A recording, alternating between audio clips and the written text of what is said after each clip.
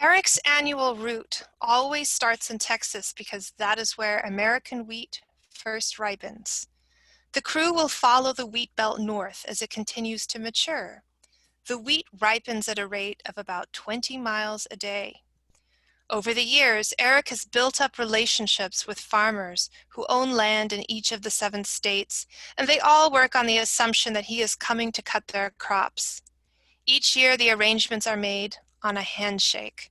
There are no paper contracts. For harvest this year, Eric is traveling with Emily and Justin. His older son, Winston, usually accompanies him too, but his wife is expecting a new child, and he will stay home in Pennsylvania with her. 2 other family members are on the harvest crew, Bradford and Bethany, who are brother and sister, are Eric's nephew and niece. Bradford is 22, and Bethany will turn 20 while on the road. The others are young men from the community back home. Competition to get into Eric's crew is fierce, and most of these boys will have called a year in advance for an interview and a chance to participate. Rain or shine, they will be paid a daily flat fee and will be fed, housed, and given a chance to see the United States. This year there is Luther, the oldest at 25, Michael, who is 22, Samuel, who is also 22, and Amos, who is 23. This is the first year that a woman has been part of the group. Bethany and I will share a trailer that Eric purchased. A few days before I arrive, Eric drove 1,400 miles with his crew from Lancaster, Pennsylvania to Hydro, Oklahoma, where a friend and fellow harvester, Dwayne, lives. The combines and tractors were all ferried on the backs of flatbeds hauled by semi-trucks. Eric dissuaded me from making this drive and asked me instead to fly to the Will Rogers World Airport in Oklahoma City, where I pick up a rental car, a small SUV that still feels larger than anything I'm used to. I drive through a heavy rainstorm, and after it passes, I see a rainbow in my rear view mirror. Eric has given me directions. I thought that when I asked for a landmark, he would direct me to something like a McDonald's in town, but he does not choose a place whose logo juts obtrusively out of the land. His instructions imply a faith in my powers of observation. He has told me to look for a bridge where there's work being done, and that once I see the bridge, I will see 2 combines. Along the way, I pass signs for Halliburton, Hobby Lobby, and Trump Pence. And then I turn off the interstate, and there is the bridge with yellow duct tape. And there are the combines set up on trailers attached to 2 semi-trucks. The rigs are parked on a farmer's gravel lot by an unused barn. The rain has now completely passed, and the combines gleam in the sun, a glossy, confident red against the green and gold landscape. Each combine costs anywhere from about $250,000 to $350,000. With its hydraulic lift and changeable header, a combine is about as close to a transformer as you will find in the real world. Each one weighs nearly 30,000 pounds, which means it must be carefully placed on the back of a semi-truck to be hauled across the country. All the different pieces of harvesting equipment are a bit like pieces of a puzzle with space at a premium. To accommodate 3 combines, 4 headers, a tractor, 3 grain hoppers, and a grain cart, all of which must be loaded onto 4 semi-trucks, Eric has devised different ways to transport each configuration. One truck has a combine and a hopper behind it, and another has a combine with a hopper and 2 headers fitted inside. The header is the knife of the combine and the part that cuts the wheat. This particular hauling method requires that the combine face forward. And when I arrive, Justin is wrapping the front windshield with a thick plastic sheet for protection. "One rock," Eric says, "and that glass shatters into a million pieces, and it's miserable cutting without a windshield." I'll stop there.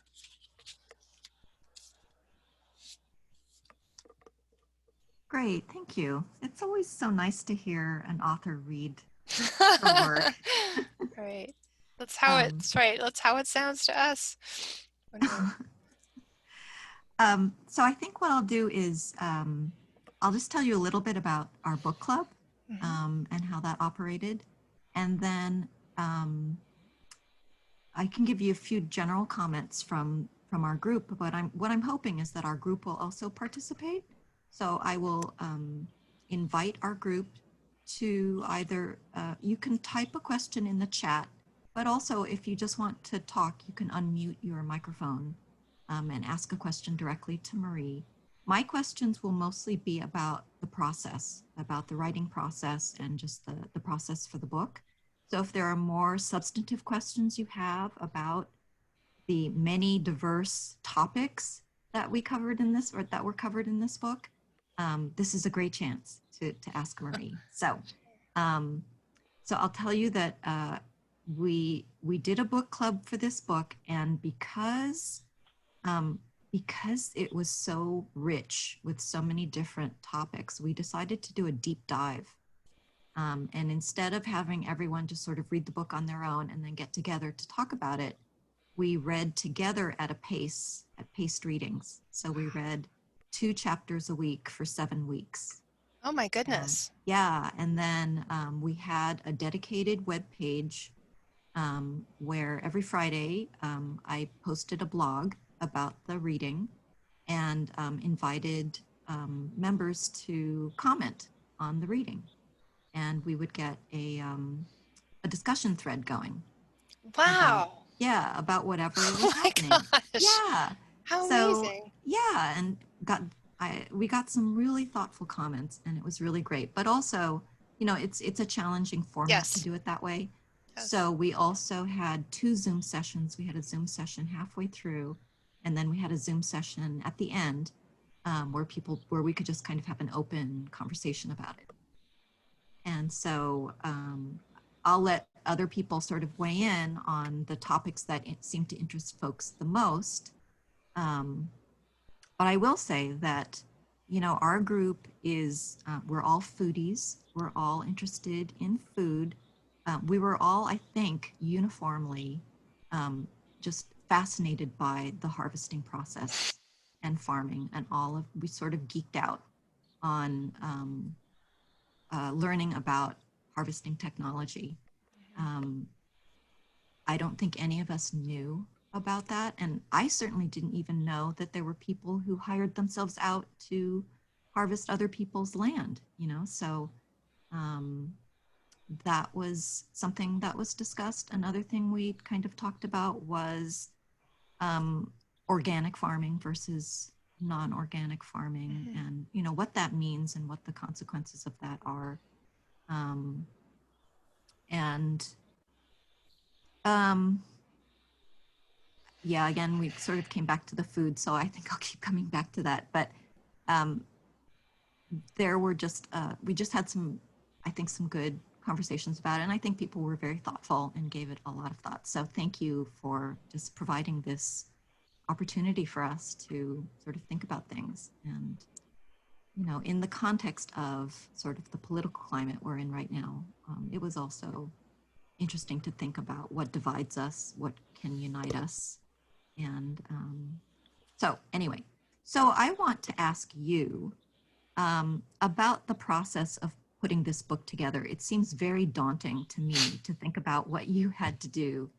So first of all, just the physical fact that you went on this harvest, that was at least a 3-month commitment, wasn't it? And Yeah, longer, I think. Let's see, May, June, July, August, and then part of September. So it was almost 5 months. And certainly I did a lot of trips before that. But yeah, it was a long journey. It's amazing to think about that. It was quite a journey. Yeah. yeah, wow.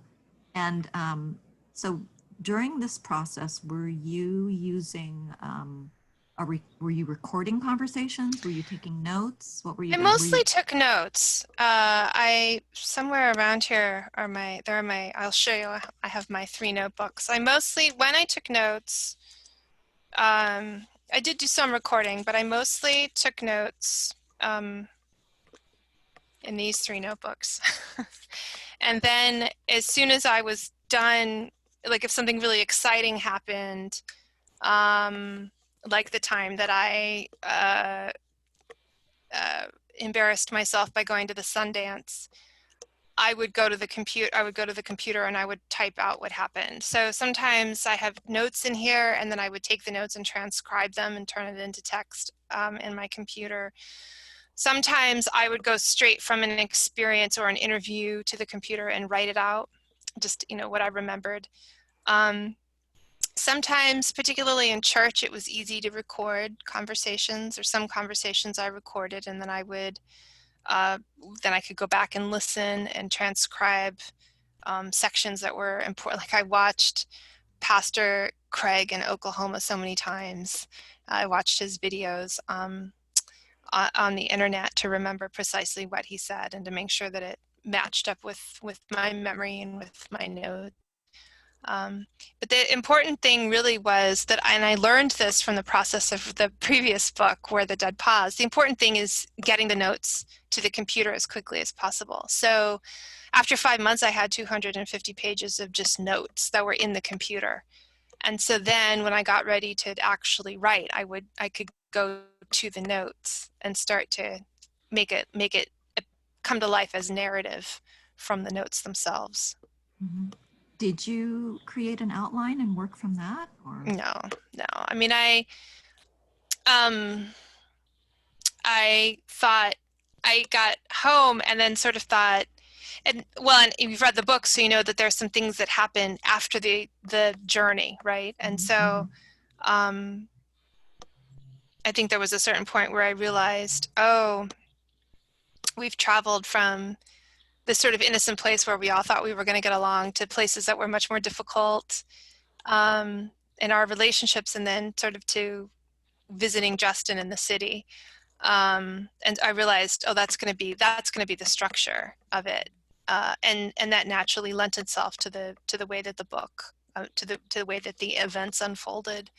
So no, there was no outline, but I kind of understood the story of what happened and then wrote to bring that to life. Was that similar to the way you put together the your previous book? It's really interesting. Yes and no. I didn't know what I was doing with the previous book. I had never intended to write nonfiction. But by the end of Where the Dead Pause, if you read it straight through, that is how I was working. So I think it's toward the end of Where the Dead Pause that I go to Osorezan, to Mount Doom, and I meet the blind medium. And by the time I was there, I would go to her and I would take notes. And I sometimes was hiding notes, I didn't want people to see that I was taking notes. Actually, I recorded her too. Um, and then as soon as I was done, done visiting her or going someplace, I was going back to my ryokan and typing up the notes.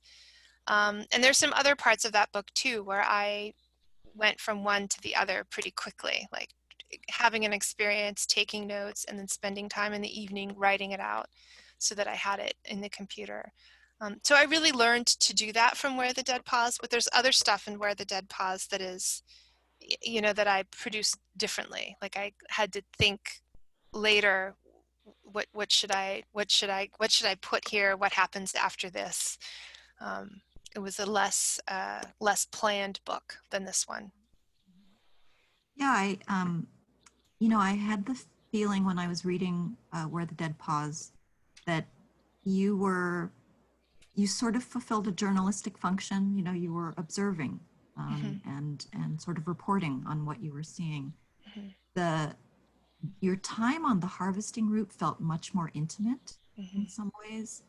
And so one of the things we discussed in the book club was how much were people inhibited by the fact that they knew that, the ultimate goal of this was to be put in a book. And was there a photographer? I mean, were there constant reminders to the crew that they were being sort of watched. So some of the photos that you saw were taken by a friend of mine who's a photographer who came along and took pictures. Mhm. And who is half Syrian and half white, so also did not look like she was from the heartland, you know.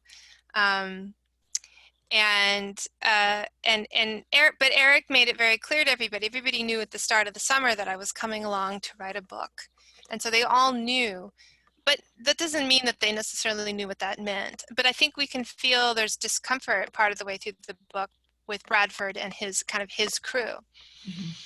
And they didn't know, they didn't like being watched. It got to the point where they didn't like, I don't blame them. They're in their 20s, it's their summer, they're with their friends, and they got tired of, being asked all of these questions. And so I think that did become difficult for them. Sure. I mean, especially Others really, sorry. Justin really stayed with me all the way through.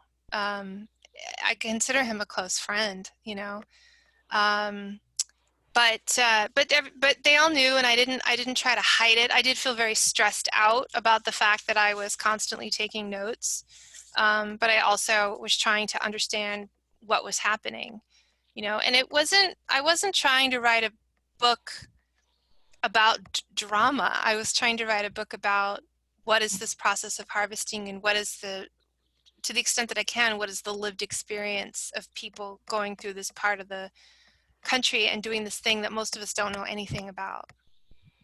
Yeah, I mean, one of the amazing things about your book is that sort of we're reading about your discovery of this process as Right. it's happening. And so I was thinking also that I can't imagine how difficult it is to try to talk to someone about their religion. That's a pretty personal thing, although Yes. isn't it different to talk to a Buddhist about Buddhism versus talking to a Christian about Christianity? Well, it would have been different for me just because talking about Buddhism feels more familiar. But I also will say that talking about Buddhism with Japanese people, that's really comfortable because that's my background. And my brain can just short circuit and assume that we all have an authentic practice.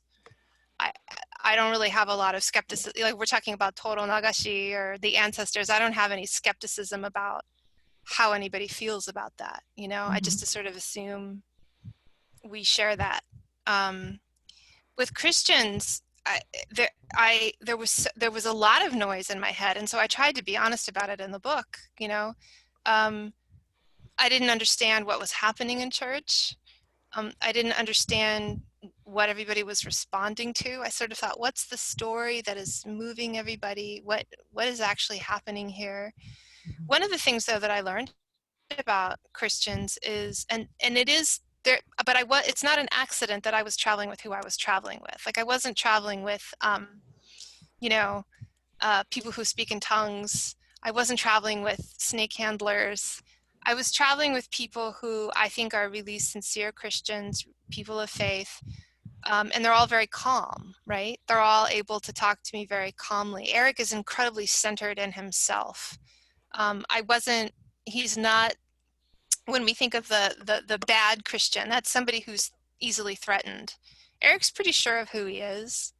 So there wasn't a lot that I was going to be able to say that was going to kind of shake him from that foundation. And so that meant that I would ask him really hard questions, and he would then turn around and think, what do I really think about this? And then I would get this sincere answer.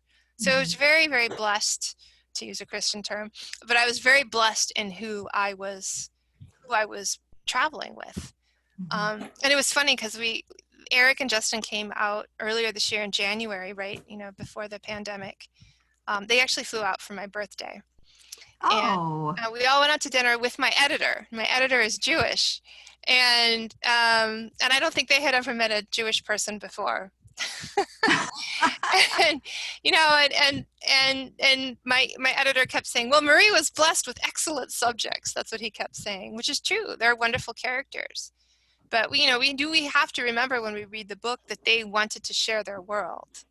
They weren't like resistant to sharing their world with me. They trusted me, but they also wanted to try to share what they were all about. So that made it easier. And there's also the fact that Justin had gone to a Christian university and had studied theology and had spent time thinking, what is Christianity? Like, what is my faith? How do I Mhm. talk about it? How can I then explain it to someone like Marie? So Mhm. I was lucky again there that he knew how to step outside of himself and observe this world and talk about it. Someone Mhm. like Bradford would have a very difficult time doing that, because Bradford just lives in the world of not just, that sounded so pejorative, but he's surrounded by people who are like him, and he doesn't really spend time stepping outside of himself and observing who he is to then explain it to somebody else. Mhm. So I have to interject and ask, are you Capricorn or Aquarius? I'm a Capricorn. Okay. Okay, good. Good. That was the right answer, I have to say. Um, um, yeah, and one thing I think I read about or I heard you say was that it's really interesting because you thought that in Japan you would be translating, but it turned out that in the Midwest you were also translating, right? Yeah, Trying to figure out a language that was foreign. definitely. Yep. Yeah. Yeah, So, and I think um, I mean, I think that having had that experience of always feeling like I needed to translate meant that I went into this one just trying to do the same thing. mhm, But it also probably made it easier for me to say, wait, I can't tell the story that I think I'm supposed to tell. I really have to figure out what I think, mhm. you know.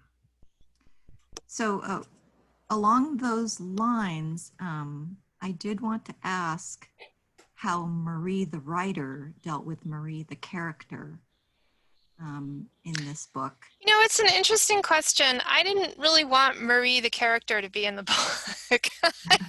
I just wanted to be, like Ian Fraser and walk along and describe what I was seeing.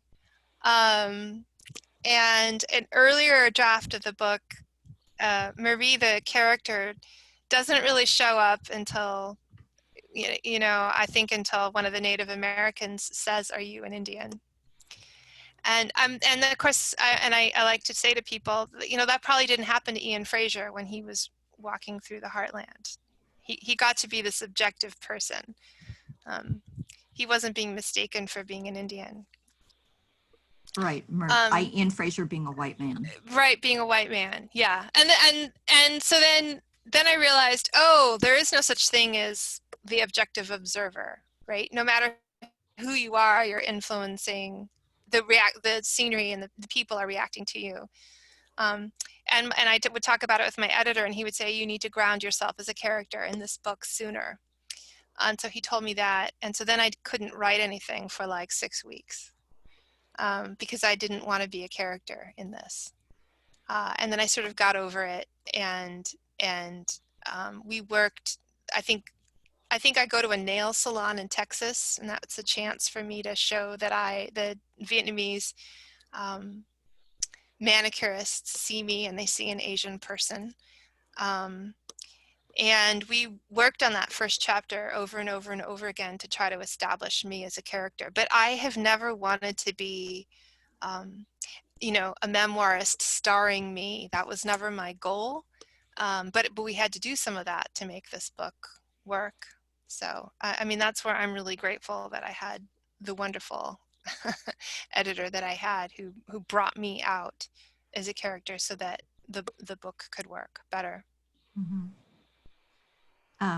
So now I want to get into some of the fun parts, some questions that I had while I was reading the book. What were you guys eating the whole time? I Um, heard about Emily cooking, but what did she cook? yeah, I mean, a lot of my son still says she's the best cook ever. A lot of casseroles, a lot of pasta, big salads, a lot of dessert. I mean, I had to go on a diet after I got back. Um, but like upside down pizza was one of the popular dishes. Chicken Wow. pot pie. We could do a whole article on that kind of cooking, harvest crew cooking, that she did. But so we ate a lot of things. I loved, tater tots, very calorie rich food because of course those guys are under a lot of physical pressure all the time. Did you ask or pose the possibility of eating something that we in the city might consider a little more healthy? It's so funny. The one thing that I did say to them was that I didn't want to eat cereal for breakfast. I just couldn't bear the thought of eating, and I really tried to not be too city and too picky, because that's rude, right? To say I want you to. I mean, I was definitely raised. I mean, in Japan, it's a cultural value that you eat everything. Um, I hear that I would hear this all the time. After my son was born, everybody in Japan would say like, "Oh, ski kirai ga nai." He doesn't have any likes or dislikes because you're just supposed to eat everything. Mhm. So, and I knew that it would be really rude if I insisted on my specific diet with this crew. But I did say I just cannot eat Cheerios every day for 5 months. So I asked for a hard-boiled egg. So that was the one concession. But other than that, no, I didn't. I never said I want to eat something else. I mean, there might be a day where I decided to eat something else. There was one day early on. I don't think I put this in the book, where we were having Sunday lunch, and I wanted to go to the Chinese restaurant because, of course, everywhere in America, in every town, there's one Chinese restaurant at least. And they were all accustomed to going to eat a steak or like maybe Mexican food. That would have been really exotic. And I said, why can't we just eat Chinese food? So everybody grudgingly went along with me. And I got to see how what looked like super gringo Chinese food for these guys was super exotic just because there were wontons or duck sauce but they weren't used to that. But no, I never, Emily's food is really good. It's very sort of classic American food and hearty, but it was not lean. It was not lean food. And since you've come back after that experience, has your attitude towards ingredients, organic or non-organic, anything Gosh, like that, has that changed? it really hasn't. I just don't think I learned anything that, now it partly hasn't changed because my mother is Japanese and because I was always looking for good fish from the beginning, right? I Mhm. planted a lot of vegetables at the start of the pandemic and we've been eating out of the garden, but I would have done that anyway. But I don't really think that but remember, this is not a book about slaughterhouses, Yeah. right? This Right. is not a Right. book about feedlots. Yeah. This is not a book about, free range pork. It's very specifically a book in which we went on a wheat harvest. Mm-hmm. I probably, and since the pandemic started, I've had to force myself to stop eating baked goods. But that's not a question of organic or not organic. Right. Right. Do you think anybody on the harvest would have eaten impossible meat? Is that a vegetable substitute? Yeah. I think Justin would try it. He's probably the only one. Do you think Yeah. they would have? No, I mean Eric on his pickup truck, he has like a, beef, it's what's for dinner stickers. Yeah. But no, I don't think anybody else would have done that. I think only Justin would have been curious about it. Yeah, I wonder, what they seem to have some preconceived notions about city folk. Absolutely. Now, I can also tell you that when for spring break, the first spring after harvest, Justin and Michael came to see me in San Francisco, and food was a huge part of our trip. So the first thing I did, I picked them up at San Francisco airport, and I took them straight into San Francisco to eat dim sum, which they had never had before. So you can imagine these guys who were used to their pliers and their tools, and suddenly they had to eat a soup dumpling. Oh, what'd they think? Oh, well, they liked it, but they also complained. I mean, they complained at every meal, and they would say, Marie, can't we just go to an Applebee's? And I would say, no, tonight is Burmese food, or tonight we're eating Japanese food. And they would say, why? And I would say, this is what we do in the city. We eat each other's food because there's so many different people here. But then this January, when Justin and Eric came to see me, Justin said, is there any chance we could eat some soup dumplings? Because my dad's never had a soup dumpling. But you know from the book, right, that 80% of Eric's hand at one point was severed. Right. So I found a place that had soup dumplings, and we went.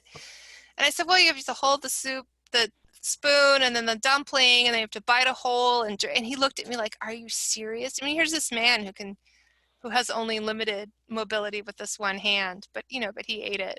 But it was Oh, interesting to look at them eating, look at what they were having to do through their eyes, like how yeah. complicated this all was.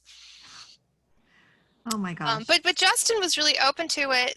For some of these guys, it was a little bit, like I said, even just in Texas, going to the one Chinese restaurant, that was a little bit different.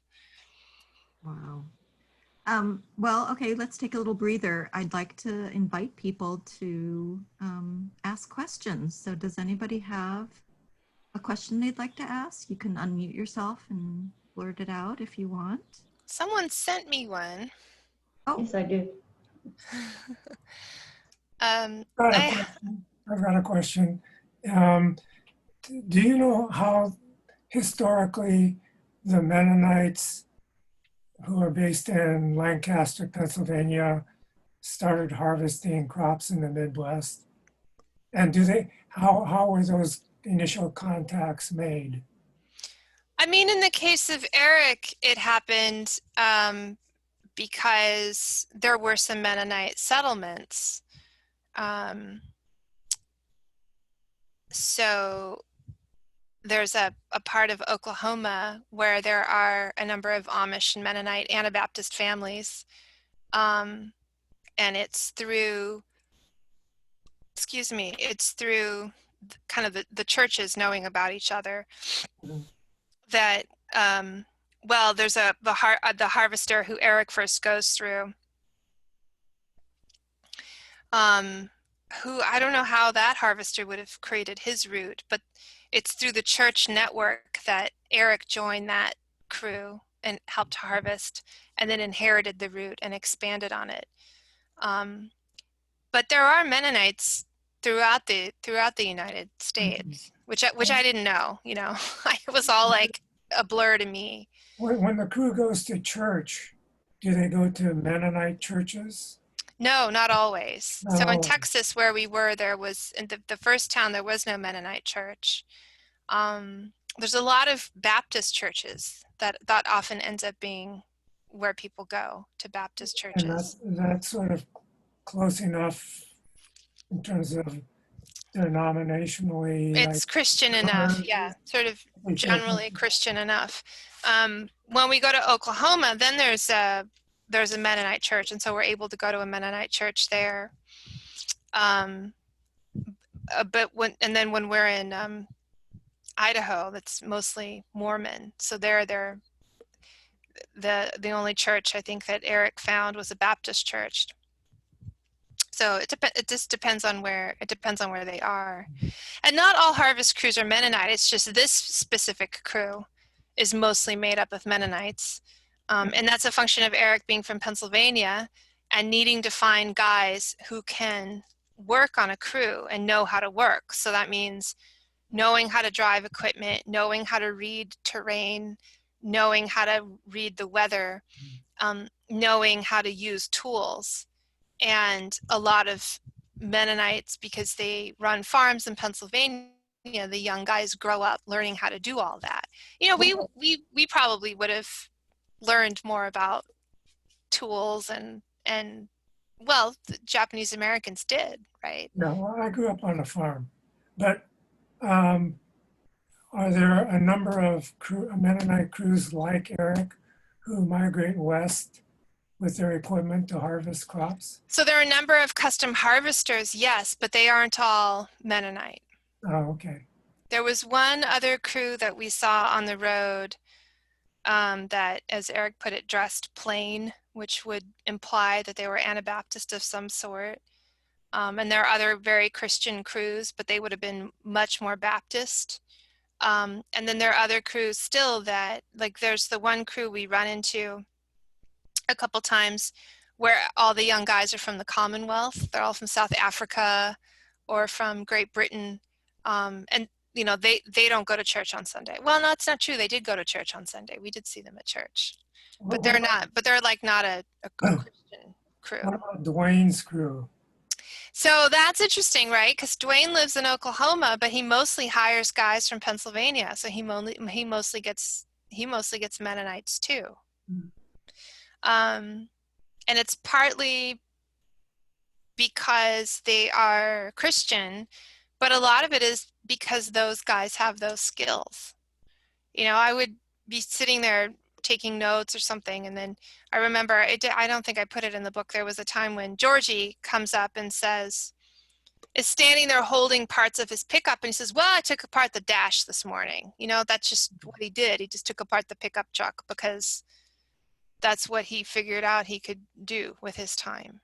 Well, they have skills, but do they also have a particular kind of work ethic? I mean, I think so. Yes, they're very patient. And there's a little scene where Bethany talks about how she likes to fix something and see the end product. Most of the people on this crew, it is so Mennonite. They like to fix something and see it completed. I never said this because I didn't really know how to put it in the book, but it does remind me of Japanese people. Like, they have incredible eye-hand coordination. Everybody on Eric's crew, they're very tidy, and they're very good at. They don't tend to be wealthy people, or they don't tend to want to throw a lot of money at a problem. They like to find an elegant handmade solution. So it is actually in many ways sort of similar to Japanese people in that way. Marie, do you want to read Mary's question to you? Sure. So Mary says, I have a few questions about how you arrived at the subject matter. Have you been thinking about the divide for a while? Also, what were you hoping to accomplish with this book? And do you feel you have done that? I'm glad you enjoyed reading it. I had not been thinking about the divide. I was just feeling like I was confused why all my friends, and I had noticed that I had different attitudes than my father had. My father's the white American, born in California, grew up in Nebraska. And my dad was one of these guys who could fix anything, didn't like to call a plumber, didn't like to go to the mechanic. And I now understand the origin of that a lot better. Part of it is just an old world value, and part of it is being a farmer. And I remember one time he bought this pickup truck and he tried to teach me to drive it, and it had a slippery clutch. And I remember crying because I couldn't get the pickup truck to work. And I remember him saying to me, well, you just grew up differently than I did. But I also remember that I got really comfortable in cities and loved living in a city.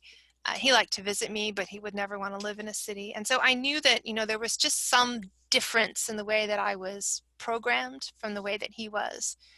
And a lot of that is the divide, but I didn't know to call it the divide at that time. And so, as I say in the book, maybe 15, 16 years ago, I did start to wonder why, my dad raises vegetables, but he's not talking about organic food. But everybody who I know in New York, all my friends, they all want to buy organic food, but none of them know a thing about planting potatoes or foraging for mushrooms. My mother would come see me in New York City, and she would forage ginkgo nuts from Central Park and then take them home and process them, which is like something probably people here understand. But none of my friends could understand what what in the world that was. You know, for them, a good food experience was one where you go to a restaurant and tell somebody specifically how to cook something for you. It's a service. So the difference in these attitudes is part of the divide. But I didn't know that. I just was living this experience thinking, what's happening? Why do I have people in my life who think this way and then other people in my life who think this way? I want to write about that. And it was Eric who said, you're talking about the divide, because he was very conscious of it. What was I hoping to accomplish with this book? You know, I mean, there's always the, I hope I can write a book thing, right? I hoped that I could share with non-farmers a slice of life that they might not know anything about. So people in the city, that's how we referred to them. It's really funny because someone like Justin talks all the time about in my world and in your world. And yet when I talk to my friends in the city, if I use that language, they don't understand it. They say, there's no such thing as my world and your world. And I would say, well, that's fine that you don't see that difference. But people in the country definitely think of themselves of existing in one world and not in the other. So I wanted to be able to share with my friends in the city a little bit about the reality of farming and for people to understand how hard people work to put food on the table. And it's a particular kind of farming. It's not Central Valley farming in California. It's not, you know, these aren't tomato farmers. These are wheat harvesters, which is a little bit different. And I think I also wanted to reveal something about the history of our country. The thing that has probably most surprised me is how many letters I get from very serious Christians who are, like Eric, concerned about the divide and worried about the trajectory that the country is on because of Trump. So I get a lot of letters from white men. And it's been very interesting to be in conversation with them. You know, they want to help put the country on a constructive path, but they're also very proud people. And so that's been, to me, really fascinating. And I've also received letters from people who discuss this book in church. You know, my secret hope is that they find ways to think about Christianity in ways that are closer to what I think Christianity is, and away from this sort of ugly Christianity that sometimes gets talked about the most in the media. And I hope that we can have more conversations that are constructive about the direction that the culture and the country can take. But I have no idea how successful or unsuccessful any of this is, you know.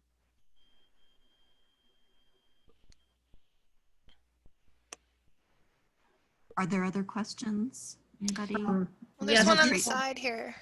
Marie, did you decide beforehand to talk about religion, or is it because the crew, you know, were Mennonites, and you decided, oh, well, maybe I'll throw religion in?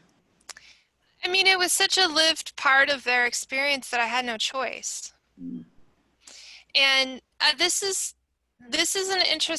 such a great question, because the classic training in liberal media is to talk about the person and take the faith out, right? Because we're supposed to separate church and state.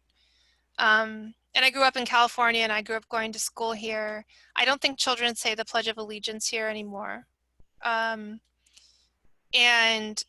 my intellectual training is that religion and God are private, and so we don't talk about it. And even in college, I went to Columbia, and we read the great books, and we read the Bible as a literary text to see how certain themes in the Bible then appear in literature, but we don't read it as a sacred text. And that is really what it is. That is really part of being an intellectual in America, is to leave faith out of what you're talking about. That's not how these people live. And so it was impossible to be part of their world and part of their life, and to it would really be like amputating something, if I just talked about their equipment and harvest and I didn't talk about their faith, because it pervades everything that they do. So then it was a challenge for me, how do I do that? But then I thought, okay, well, this is an opportunity to look at this question of what is an evangelical Christian in America, and look at that and bring it to life. But it's it's an aspect of the divide, and that people feel like their faith is something that's very important to them, but they're not supposed to talk about it. I'm very accustomed to thinking that way. I'm not baptized. I'm not a Christian. I've lived in New York City and in San Francisco. Faith is a private thing. I understand that, but that's not how they live, and so it's much harder for them. I have a question about, as you took this journey northward, it seemed to me that you went from sort of a journalist to a bit of a seeker with your, encounters with Native Americans. And also, I guess, there was a lot of thought given to revelations. And I was just wondering, what surprised you the most about your experience on this journey northward? What surprised you? I think, yeah, Revelation is that's so funny, because I had heard of the book of Revelation, and the way that it's talked about, or was talked about in my peer group, was to, just sort of make fun of it. Oh, they believe in Revelation, haha, isn't that silly? But it has a lot of, it can have a lot of power with Christians. And so then there again, I thought, well, I have to ask what it is. What is it really? And what is the fake way to think about it? And is there a real way to think about it? And I think when I really looked, and I put this in the book, when I really looked at Revelation, and when I realized that the Bible ends with the book of Revelation and with humans gathering together in the city, and I thought about what that meant, I think it's really profound, actually. This idea that everybody will be together. So that means every ethnicity, every kind of human's going to live together harmoniously with God, because that's what it means to live with God, is to live with everybody in the same place. And there's no more farming. And because there's the tree of heaven is supposedly in the city making all the food, so there's no more rural or urban divide. I was shocked by how profound that is, and sort of forward thinking that concept is. I mean, I thought it was probably just going to be some crazy book that's at the end of the Bible, but it actually had a dimension to it that is really powerful. And I think anytime I had any sort of, I think there are a couple things that were most surprising to me. One was understanding, again, how dark our history is in this country. And by dark, I don't mean color, but I mean how, how bad it is. And that then would make me think about, well, what is it about people that allows a human to behave with such cruelty toward other people? Where is that in us, that we would do that to each other? When I think about that, I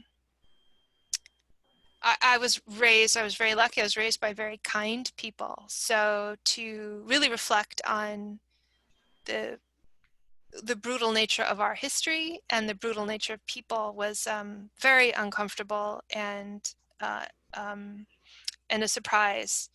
But I think also I was also amazed and surprised every time I had what felt like an actual real spiritual experience on the road, like the whole scene in the book where I go to house church.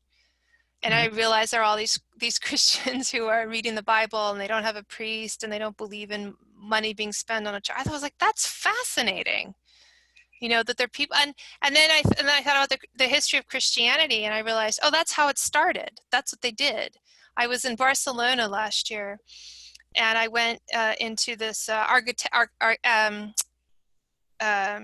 archaeological exhibit that's underneath the cathedral, and they had the foundations of a Roman house. And it was on the foundations of a Roman house that a church was built and that the cathedral was built. And the whole point was that when Christians first gathered in secret, they gathered in a house. I thought, oh, that's just like the farmers in Nebraska. So all around the world, there are these people who discover this text and they read it in a house without this social hierarchy. And I thought that's really fascinating. I had no idea. And it made me think more about a non-cynical way of looking at, at what was in the Bible, what it was about Jesus that was so important to people. And I think I was also surprised by how simple the Christian message actually is, and how nobody's very good at following it. Do you know the denomination that these house churches most closely align with? No, no, I don't. I mean, I talked to Eric about it. He's sort of my amateur anthropologist, and he said, well, my parents went to house church, and he said they found they had a lot in common, and it's almost like it's less important. Denomination is less important. It's more like, do they, and this comes through in the book, are they Christians who are motivated by fear or motivated by love? Right? So Eric tends to get along with Christians who are motivated by love. He doesn't believe that fear should be the thing that makes us act. We shouldn't do things because we're afraid. He doesn't like that. Like, this isn't in the book, there's a character who grew up going to house church, and before he died, this character said to me, I hope the good Lord, will forgive me and that I've done well enough. And Eric said, I think that's terrible. I don't think you should die being afraid of what God will say.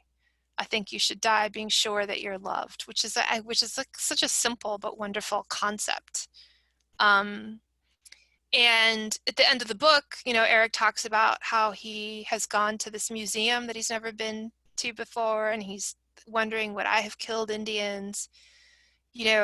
His feeling that he can be loved by God is the thing that allows him to re-examine himself and kind of reposition himself and figure out how to be a better person. That's pretty profound, I think. I'm kind of going on and on here. Okay, so we're at 5:30, so I just want to Yes. sort of note that. Can I just ask one last question from Tracy's chat that Yes. she put in here, and then we can maybe start to wind down from that. What do I think the Tracy's- divide is? Yes. Sorry, I interrupted you. Yeah, do you want to read Tracy's comment and Just, I answer her? loved your descriptive style. It made me want to read Where the Dead Pause. What do you think the divide is? And did you ever follow up with the fellow who interrupted you at your grandmother's grave and wanted to apologize and felt guilty about voting for Trump? So the answer is no, I never followed up with him. And I did not get back to Harvest this summer because of COVID. What do I think the divide is? I think that, I think the divide is a lot of things. And one of the things, I do think that there is something to this idea that where Justin talks about my world and your world, I do think that the city and the country are different. I think people who work the soil and produce food and people who are knowledge workers are different. But I mean, the divide is a lot of things, and the divide doesn't just exist in the United States. I think we see it all the way around the world. I mean, I think we see the divide in Brexit. I think we see the divide in different parts of the world where there's unrest right now between different factions. So I think certainly in our country, there's urban and there's rural, and then there's the knowledge workers and non-knowledge workers, and then of course there's the question of race. Okay, well, thanks. I wish we had more time. This This was fantastic. I am so moved by the care and attention you gave this book. Really moves me that you This was spent a so much time with it. great book club. I hope you can join us again so we can talk to you. Are you working on something right now? I am. I just got an email today from my agent. We've been talking about my top secret next project, but I will be writing, I think I'm going to write a book about California from the point of view of a native Californian, and I hope very much to include a lot about the Japanese American experience, which I think has helped to shape the sense of what California is and can be. So. Oh, wonderful. So is this nonfiction again?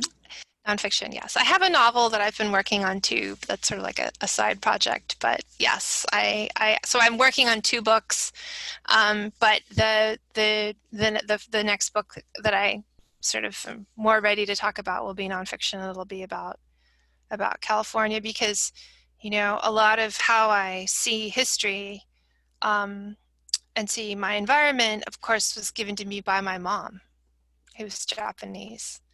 And that's a different way of seeing. And so I want to write about that.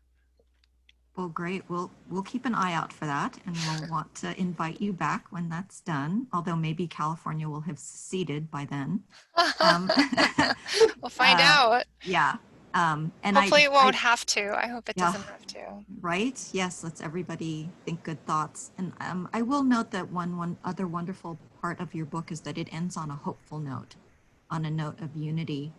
And I hope that we do take that away with us from reading this book. I mean, I hope so. And I know that you're probably half serious, half joking about secession. You know, I spent time, it didn't make it into the book, but I did spend time in farming communities in California. And of course, there are movements there to secede from the coasts, right? There are California farmers who don't want to have to put up with coastal city folk. And so then I worry, well, if California seceded, then and we take the breadbasket with us, they might not want to stay with. Right. So it's so difficult, and we also have a president who just emphasizes discord, which doesn't help. I hope that we're able to put I feel like I guess we've had to go through this terrible time, and I really hope we're able to go on a constructive path.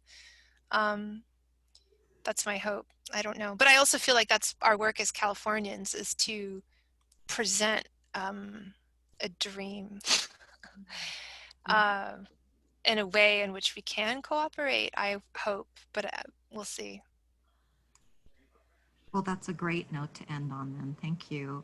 Thank you again for coming. Thank you so much for having me. Really enjoyed it. Thank you so much. Thanks. I have one last quick question. I think, Marie, you mentioned that you're receiving letters. So if we wanted to reach out to you, how would we do that? You could just email me. Okay. Kathy or Jill have it's just my name, Marie Mutsuki at gmail.com, but you could always write to me. All right. Thank the you. The book taught me a lot. I didn't know this much about how this country was put together. And I didn't know how violent. I always heard like, oh, the country has a bloody history, and I would think, I didn't really know, so it's probably an interesting thing for a lot of us to learn. Okay, well, Jill, did you have any last words? Well, I want to thank you, Marie. I think I really enjoyed, your writing. It's just so beautiful and descriptive, and I very much appreciate you being so vulnerable and, willing to share that as a character in the current book. And I guess one question I had, which is kind of a thread from your first book, is that you had written that you had lost your father, and you were writing that book, and it was part of a process of kind of grief and loss and your grandfather as well. And on this journey, I felt like, you know, you're also exploring that connection to the land and your father and that heritage. And, but you didn't talk a lot about that. But I was wondering, as after, you know, as a result of the book or the journey, do you feel more connected or Oh, how? sure, Yeah. absolutely. You know, he was the he's the American in my life, right? Because my mother was from Japan and she didn't get her citizenship until fairly recently. My husband is Scottish. My son is American. But the majority of my immediate messaging as to what it is to be American came from my dad. Mm. I was telling my son the other day, I remember the first time mommy voted. You know, my dad took me down the street, and you know, my dad was very much to the left, so we voted together. And I think it's interesting because he's from a sort of a conservative part of the United States, but he himself was really very liberal. So there's a lot about who he was that I feel like I came to understand better. But that question of what is it to be an American is something that is a kind of is in the book. I don't really talk about it overtly, but it's something that I thought about because he would say, I think it should mean something to be an American. He wanted it to mean something positive. But then I had my mother who was not white, who had a very different experience here. So there's always the way that people aspire America to be versus the reality of experience. And so I'm always having that tension in my head. But I did learn a lot as to where he might have come from and where his idealism was really beautiful and where it was sort of misguided or naive. And then I learned a lot about, I think, his values, like I said, his ability to fix things and read terrain. And, I was always comfortable with my parents. I'm of mixed race. When I was with them, I had my context. And so I'll always miss my dad. My mom is quite ill. I will always miss, her too. With the two of them, I always was clear on where I came from, and so I'm probably always trying to reconstitute that in some way. Thank you. Thanks again. I don't know if you want to hang out. We're going to announce the next book club selection. Oh, great. No, I probably should move on and get my son some dinner. Okay. But I really so enjoyed this. Thank you so much. Thank you. Thanks so Thank much. you. Thanks, Thank Marie. you. Thank you. Hey, Marie. I'll see you again, I'm sure. Thank you. Bye-bye. Bye.